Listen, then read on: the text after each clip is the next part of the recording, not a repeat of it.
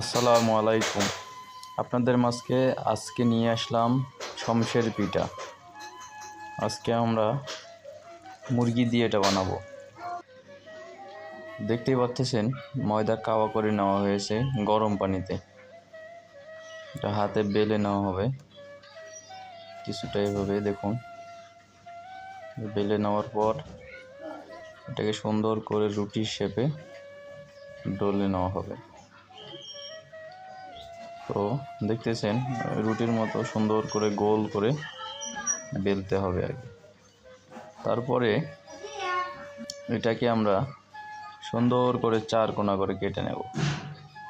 যেমনটি আপনারা দেখতে পাচ্ছেন, সুন্দর করে চার কোনা করে কেটে নেওয়ার পরে তারপরে এটাতে আমরা ওই যে মুরগির মাংসটা রেডি করেছিলাম ওটা দেব। তো দেখুন, আস্তে ধীরে করবেন। এই যে মাংসটি দেওয়া হলো, দেওয়ার পরে এই যে এটা কিছুটা এরকম দেখতে পাচ্ছেন। তো এখন আমরা তেল ঢেলে দিই কড়াইয়ে। তেল ঢেলে দেওয়া শেষ। এখন আমরা তেলটা একটু হালকা গরম হলেই ছেড়ে দিলাম। তখন আমরা এটাকে কিছুটা লালচে কালার আসা পর্যন্ত সুন্দর করে আলতো আছে ভেজে নেব। যেমনটি দেখতে পাচ্ছেন আপনারা, এভাবে সুন্দর করে আপনারা শমশের পিঠা তৈরি করে নিতে পারেন।